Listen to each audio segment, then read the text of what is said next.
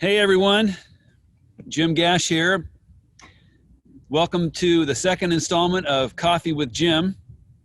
As I indicated last week, for those of you who are here, it's rather ironic since I don't actually drink coffee, but I've got some Perrier with me. I've got my good friend Bob Goff with me for installment number 2. What we're doing is every other week or so, we're getting together and meeting with people who are part of our community and make Pepperdine special, and to talk about what's going on in the world, what's going on in their lives. And so I have with me someone that you all know and love, one of our professors at the Pepperdine Law School and an author of 3 huge books. One of them called Love Does that most of you have probably read. The second one is Everybody Always. And the third is this most recent daily devotional book, Live in Grace, Walk in Love. Bob has, among many other things, ruined my life in all of the right ways. Bob was the guy who got things started with our global justice program at Pepperdine, and Bob and I have been involved in a whole bunch of capers in a small country called Uganda that we both have fallen deeply in love with. Let me just tell you one quick story about an experience I had with Bob there, and then we'll join the conversation with Bob. Bob and I went to this maximum security prison called Luzira once. And Luzira is a place where they put the biggest and baddest criminals in the country there. And Bob had a huge hand in one of them being convicted and put in there, who was a witch doctor who had done some really, really bad things to a really young kid.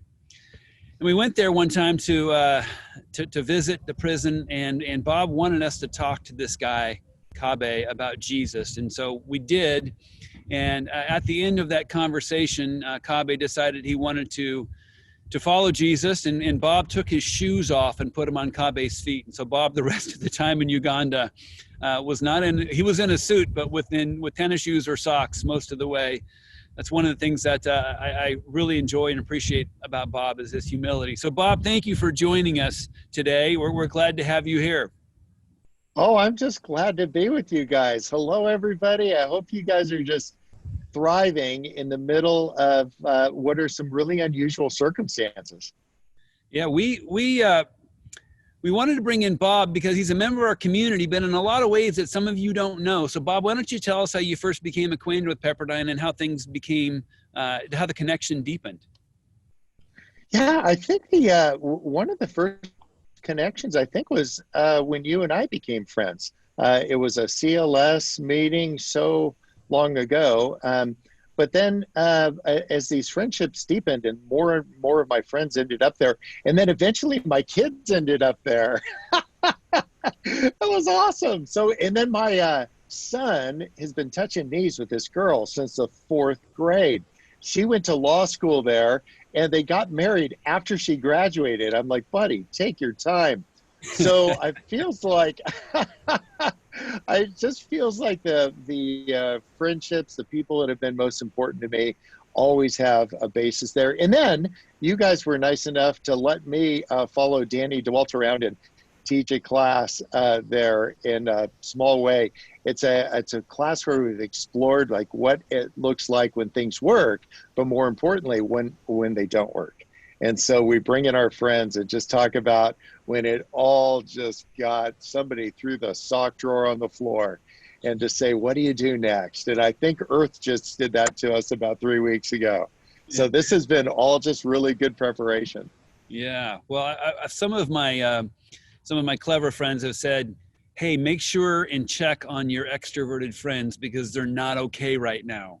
This is just a completely new thing for them, like chewing the furniture in the house. So how are you doing, Bob? I'm not sure I know any bigger extroverts than you. I know. I've been ricocheting off the walls. Sweet Maria, I'm in here actually doing the audio book for a book that's going to come out. And she was so delighted to have me leave the house. She's like, thank you, Jesus. Now, she is a total introvert. So when they say lock in place, that's just Tuesday for her.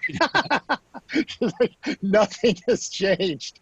But she's very, not a germaphobe, but she's like very mindful of that. It's like living with Dr. Fauci. So she's got me doing, don't do this, do this. I'm washing watermelons. I don't know. I'm just trying to be compliant, which is a new gear for me as well. Yeah, well, I'm hanging out here with George Pepperdine on the Mullen Town Square. And those of you who graduated more than 10 or 15 years ago, you have no idea what I'm talking about. It's where the fountain is. But there's so few people around here. If I need personal interaction, I just come and hang out with George.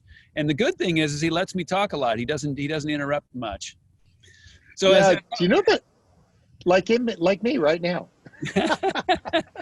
So when we decided we were going to have this conversation, I said, well, what should we talk about, Bob? And you immediately said things that start with D. I'm like, sounds like a Bob Goff thing. Goff doesn't start with D, but there's a lot of things right now that start with D that we're not going to talk about, and that's death and destruction and disease, or even discouragement. So how in these times, Bob, do you avoid discouragement? And then what advice would you give to our friends out there to avoid discouragement in this time? I'm just trying to flip this thing on its ear. That's what Jesus did all the time. You know, it's like Matthew 5, it's like, you heard it said, but now I say. You heard it said, but now I say. To just flip this thing on its ear and where it feels like a dead stop, another D, to actually use that to our advantage. I've sailed to Hawaii 2 times. And what'll happen along the way is you get a big sail and a big keel. That's how sailboats work. But the keel picks up kelp.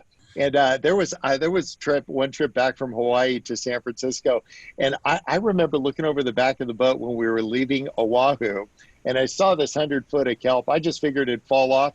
I'm not kidding, Jim. We pulled under the Golden Gate Bridge. I still had the same piece of kelp. I had literally dragged the same piece of kelp across half of an entire ocean. And I think the way that you get the kelp off the keel is to stop and back down the boat. You just stop the boat, go into the wind, let it push you backwards a little bit, and let these things that have been holding it against the kelp, the keel, just fall off. And I think that happened to us a couple weeks ago. We had a time where we could just stop and maybe let some of the kelp, some of the things that we've accumulated fall off. So in answer to your question, I'm just trying to use this time to just stop, reflect, and let some things fall away. Excellent advice. What are some of the things that you've found are starting to fall away, or that what you are expecting to fall away as you stop and let the wind carry you back a little bit? Yeah, you know, it's very appropriate here in a sound booth is that I'm really cutting down on the outside chatter. Like, I just don't need all the noise that's out there. I'm being really picky who gets the microphone in my life. I'm using it as a time to reflect on faith, to stay close to friends, but to just not let, as people are dealing with their insecurity in different ways, some people are just ricocheting off the walls and others are using this as a really beautiful time to kind of back down the kelp. And so I'm trying to do that. I'm trying to be picky about the inputs that I have, and I'm using it as a time for reflection. For those of you that are listening that wanted to write down your thoughts sometime, but felt like you didn't have time, Earth just called you a liar. You got all the time. This is an intervention. It's not a podcast. But I just want you to know you've got some time. Write that stuff down. Write a note to the person you married and said I do to a long time ago. Don't just say, I think you're swell still. Say, here are 5 things about you that start with D. Not just darling, but devoted. This is what it's meant to feel like somebody who is devoted. This is what it's felt like. And so those kind of things, the things that we do in the next 10 weeks will be remembered for the next 10 years. A great reminder. And this is also a time to do something that you do quite a bit of, and that's to dream. You know, what does the next chapter look like? We've got an opportunity now to look into the future. So tell us about some of the dreaming you're doing right now, and maybe even the title of the book that you're recording the audio version of right now. Yeah, I've been dreaming about grandkids since before I went out on a date. I'm like, I just want grandkids so bad. I told our kids, if you don't make some more, Maria and I were going to make some more, and that's just nasty. So what we want to do is to find an ambition that's worth pursuing. There's a lot of things that'll keep us busy. What I want to do is, what's a dream that's actually worth all of the time that you're going to spend pursuing it? So I decided maybe 6 months ago, there was a Young Life camp that came up for sale. And I think you can't sell a Young Life camp to Arby's. So I bought it. And and Jim and I were laughing because another D, Disneyland.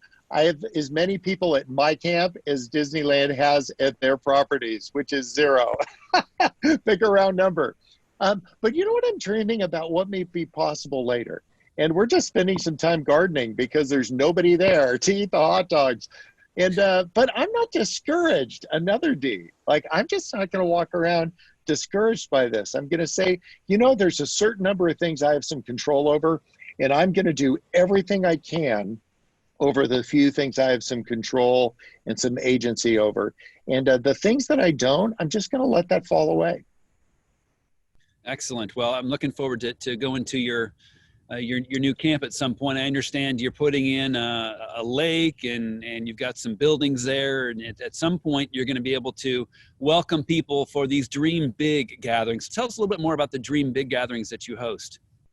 Oh, dream big. You don't even need to come to the gathering. Here, I'll tell you the cliff notes on what we talk about is like, what are your ambitions? What are some of these big, beautiful ambitions? And they come in like 3 sizes, like not small, medium, and large. Now we go Starbucks. It's like tall, grande, and venti.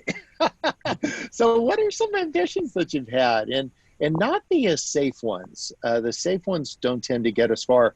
I spend a fair amount of time in Mogadishu, Somalia, another garden spot, and they've been in this 25-year war. It's just been crazy what's going on there. But there's a place by the airport they call the Green Zone. It's actually the most dangerous place in the entire country. Do you know why? It's where people let down their guards.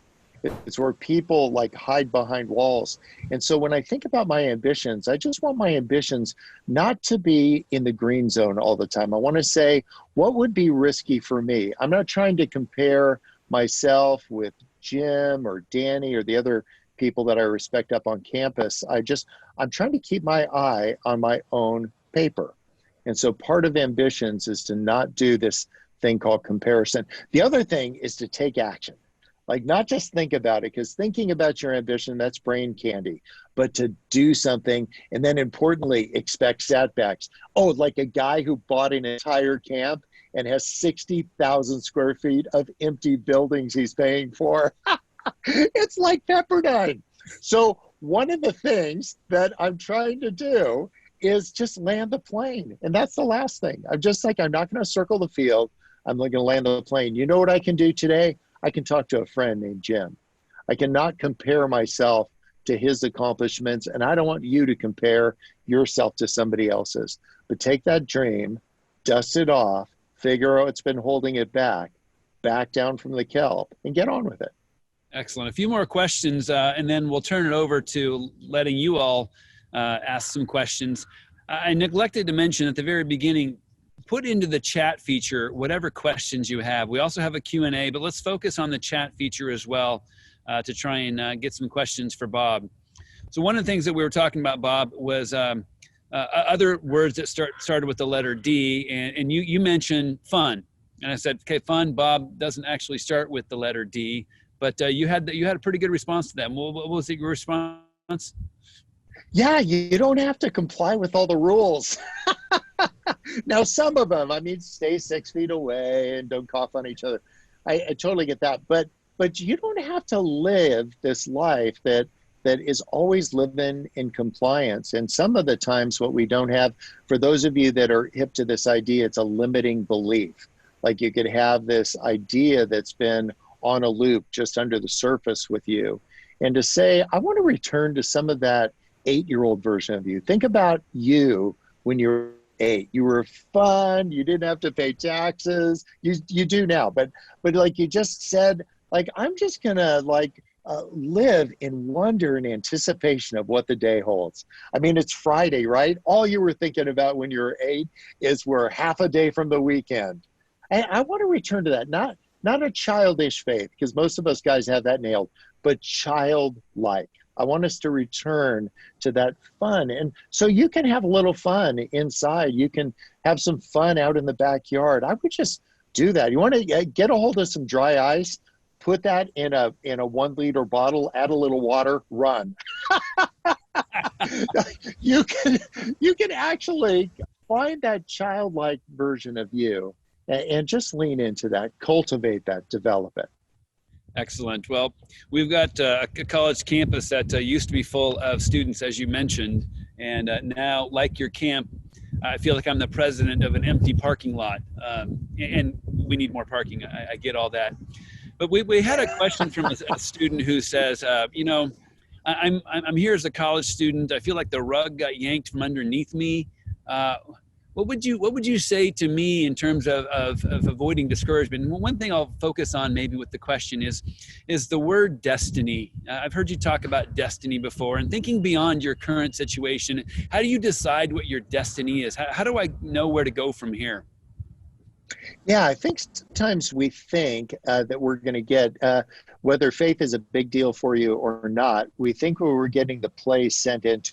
It's like there are moves that we make, this move to this, to move to this move. And in part, we've spent a lot of time thinking about what are the moves we're going to make. And I think what God gives us is a direction, not a bunch of waypoints along the way. What we gives us a general direction in our life. And if this has landed you at Pepperdine like it did with my kids, man, you are in for a treat for the rest of your life. Buckle up, because you're part of a community. My kids are just as close with the people they went to university there with as they were when they were actually living with them, except all the dishes are actually mostly getting done now. One of the things that they're doing is that they feel like they're with each other even when they're not with each other. Cultivate those kinds of relationships. This is a beautiful time to do that. And your destiny feels like it's this place that's over the horizon. And I just want you to continue to move in these beautiful directions. These things that have served you so well to get you to the place where you are will continue to serve you. What I want you to do is keep up with the most current version of yourself. This idea that we would be new creations, right? That I've spent 60 years being old Bob. You know what? I woke up this morning, I met new Bob. And you know what? He's different. You know, he looks the same. He still has whiskers and all that, but he's dreaming about different things. Here's what I want you to do. Don't get stuck in the past. Think about this bright future. Think about the horizon you're headed towards. Yeah, that's great advice. The word direction came up, and when you were talking about, you don't have to decide your destiny right now. You just have to, start looking in a direction and follow directions, and then let God guide what's next. Speaking of what's next for you, Bob, you had, I suspect that during this month since we've been locked down, there's a whole lot of places that you were supposed to have been. That you had been you'd been booked for, and now you're sitting at home. What is next? Are you going to get back out on the road when you're done, or have your plans changed? I don't know. I'm going to have to sleep in the back of a Plymouth or something, because I do not want to check into a hotel somebody just self-quarantined in. I'm just being honest. So I don't know what it'll be. I've been telling you and Danny and the other pals there how I've wanted to just be home. And I feel like heaven just leaned over the rails and said, what's your second wish? Because it's all canceled. We spent a lot of time up in Canada at the end of this inlet, but not anymore because they closed the borders. And it's so crazy how this little change makes possible so many other things. I'll give you one example of one thing that made possible. I was telling you yesterday, Jim, I was in the backyard. We lived down by the bay in San Diego, and this couple were looking a little long in the face. And I said to them, I shouted across the lawn, I'm like, hey, are you guys doing okay? And they said, actually, no, we were supposed to get married on Saturday, so tomorrow. But their emergency room nurse at ICU, like he and she have been working like saving lives, and the church canceled on him. All the reception places canceled on him. And I said, hey, you guys, I've got a boat. I'm a captain and I'm ordained. Let's marry you tomorrow. So we're going to show up and marry those guys tomorrow. I'll have to fill out all the paperwork right so they don't have all these illegitimate children. But here's the thing that I'm hoping for. I'm hoping that wherever we are and what we're doing, that we're living lives filled with wonder and anticipation. To say, I wonder what I could do to make a difference in somebody else's life. Turns out I can do it by saying, do you, and saying then kiss the bride.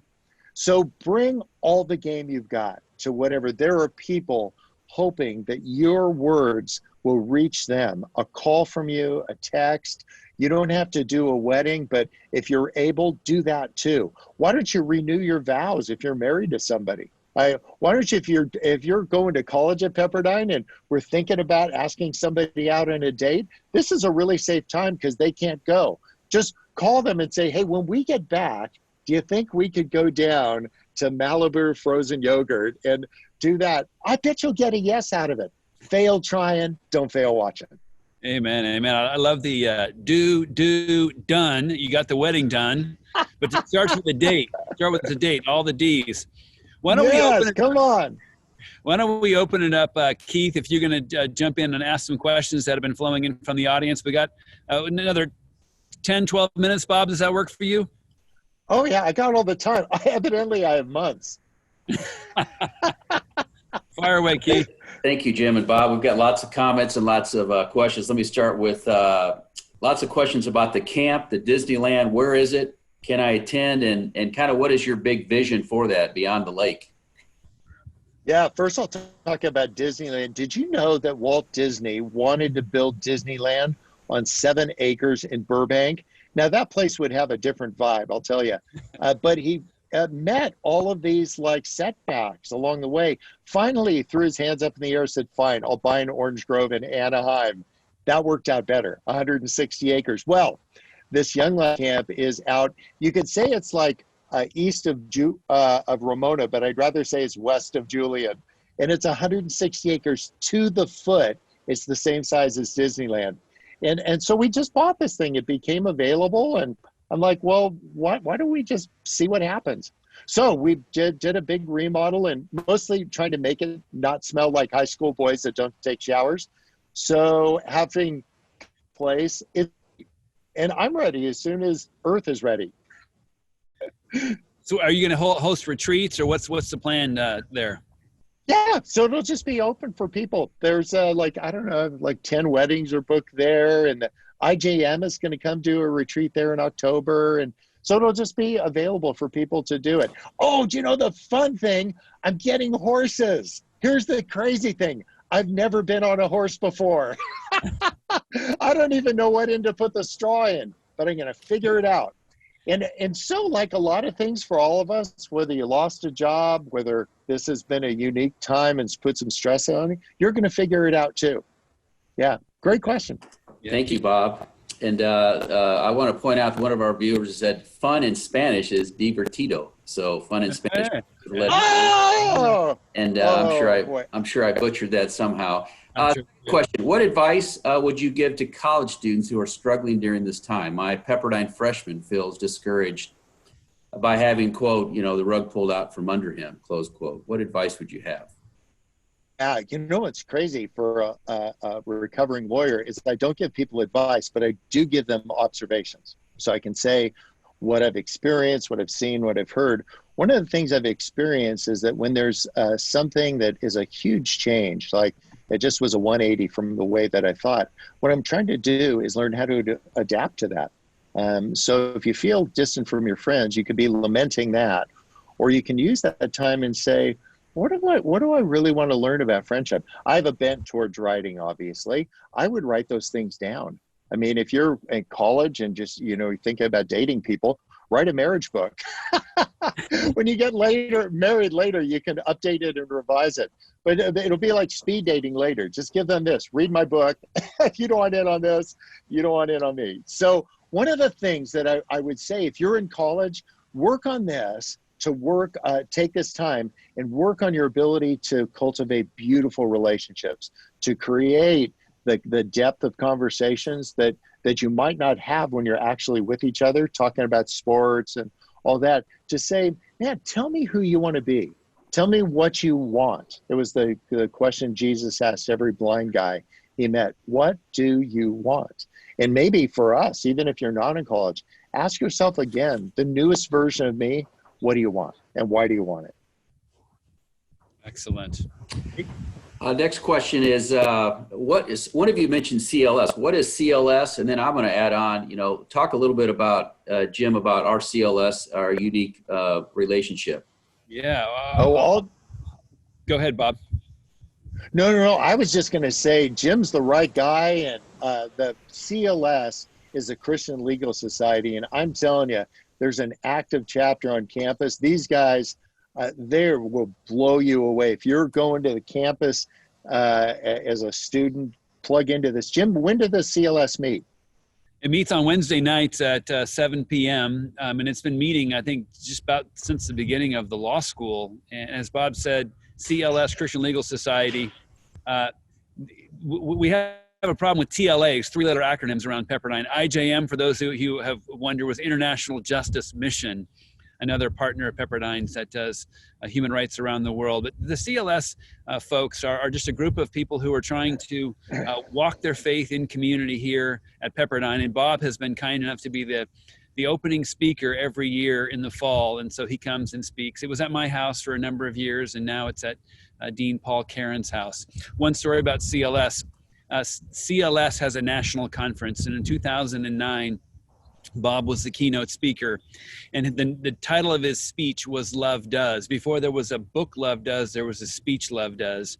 And after Bob gave that speech, Love Does, that's when my life entirely changed, and I decided that I was going to go with Bob and his team to Uganda for the first time. And now it's been 27 trips later, and Bob has changed really through his pioneering work and his encouragement of our students to reconstruct a huge portion of the Ugandan criminal justice system that's given tens of thousands of people access to justice. And it was because of Bob's encouragement and inspiration at a Christian Legal Society conference that all happened. Wonderful. Bob, this question is directed towards you, but I'd like to open it up to Jim as well. What will your legacy be? Kind of a profound, big picture question. What will your legacy be?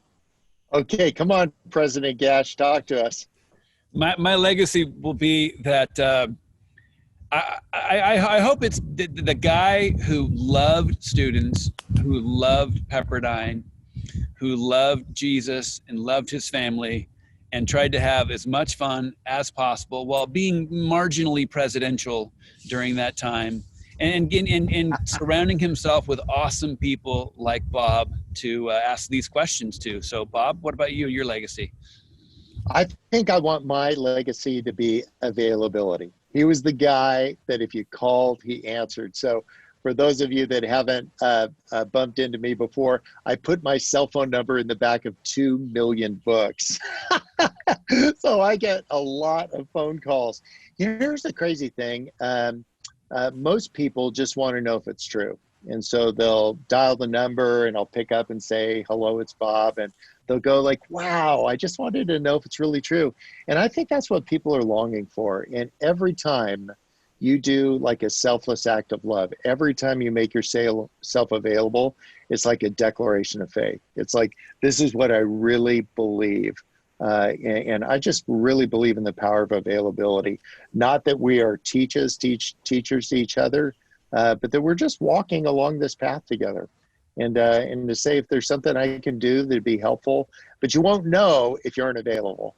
And so I want to thank you guys, the people that are on this call, the ones that are to countless people. So keep up the good work. These are the things that you'll be known for. It won't be the reservoir you made, big tall building you built. They're going to talk about how you always had a Twinkie in your pocket, or you always had a shiny penny, or you always had a word of encouragement, or those will be the things. And now's the time to cultivate it. It's a great question. We get to work on our legacy every day. And I would aim like just super practical. Every time I pick up the phone, I'm like, I believe what I say. Amen. Amen. There was a question in the chat box about how do you find time to answer the calls? My 6-year-old grandson called and you answered. And so I guess Bob is just the availability guy. And I have found that in every opportunity I've had to reach out to you, Bob. I'll tell you what, I thought I was a busy guy until I met Sweet Maria. Then all of a sudden you met Jolene, you had all the time in the world. So you make the time for the things that you love. Yeah. And I think if we actually if we say we love people, if we say we love God, then we'll love the people he made and you make time for him. I know you're busy. I'm busy too, but I always got time to say hello. Yeah. Dedicate, another D word, dedicate yourself to the things that matter most.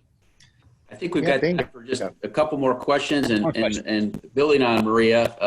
Bob, what is your favorite thing about Sweet Maria and something that you have learned from your differences? Oh, well, the favorite thing I like about Sweet Maria is she said yes. she hasn't tried to renegotiate the deal. I said, will you marry me? And she said yes. Actually, all I got out was, will you? Because I'm emotionally incontinent. I cry at everything. So I had the ring and I said, will you? And yeah. And then she said, marry me. It's 33 years later. She's still finishing my sentences. But I really like that she is comfortable in her own shoes. She isn't trying to be something else. She isn't going for the spotlight. She just feels she's made a career out of raising our family and making safe places for us to return to. And I think what we can each do is make those safe places. We just need to let people know what we need. We have a flagpole behind our house. And when the kids could go out and play, we would put a flag up when they were young, and all the neighborhoods of kids would see the flag and they would come. I would say if you have a flagpole at your house, let people know what you need. If you need chocolate cake, put it on a flag, raise it up, let people know what you need. If you need a real conversation with somebody, let people know what you need. I just need to have 3 minutes of authenticity. And I'm telling you, as we get more real about that, that is where the good stuff happens. So in answer to your question, what I like about Maria is that she said yes. I like that she is tending to her own fire. She's not trying to figure out. She wrote a book. Some people go on a bus tour and talk to all these people. She ordered a medium pizza. She cut it up and she's like, released. So I like that strong sense of centeredness in her own life, and she loves God. Well, Bob, let me follow up on that. You, I suspect if I know you as well as I think I do, you might be putting up on that flagpole the word hug, because you hug more people than anybody I've ever met. You're a hugger. How are you surviving in this world of limited hugs? Or are you just doing it anyway? Yeah, no, it's never been a misdemeanor until recently. But what creepy ones have always been. But what I'm trying to do is respect people. Didn't start with a D, but this idea of when we emerge from all this, I'm just going to tone down. While it's important to me, I just want to be super mindful to other people that I don't want to creep them out. And that's just such to show that kind of deference to people is, I think, a great way for us to be mindful, but knowing that most people desire greater intimacy in their conversations. I think you can deliver that hug by asking questions, taking a genuine interest, like Paul talked about Timothy. He said he's a guy who takes a genuine interest in people. So every time you take that genuine interest in people, it's like you just gave him a great big hug. Excellent. Last question, Keith. Yeah, those are great answers to some pretty profound questions. Let me pitch this one to both of you, maybe Bob, and then Jim, you can close this up. Another profound question. What is your favorite thing about life? Oh, cheesecake. Give me a hard question.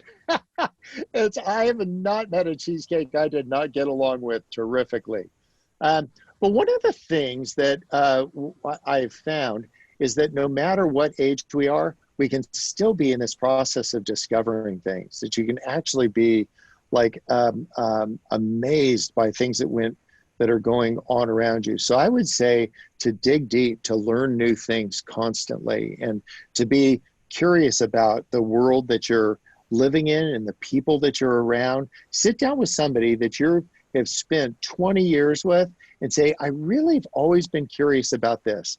Tell me what you think about that. I'm telling you, that's where the beautiful thing is. So, so long as we have cheesecake, and I'm going to be a happy guy, but I won't feel deeply satisfied without having this element of curiosity. And I get to be curious about other people, and I know the people that have impacted my life the most, many of whom are on this call, are people that took a curious interest in me. They were willing to assume beautiful things when I was even confused. They weren't confused about how they loved me.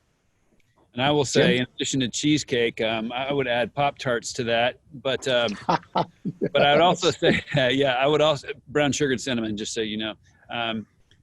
What I would say is what I enjoy most about what I get to do with my life now is to be engaged in the process of transforming lives from people who are just leaving their parents' faith island, leaving their own security and becoming who they are, and doing so in an environment where they're loved and served and nurtured and encouraged and then launched. That to me is what I get up every day for. So good.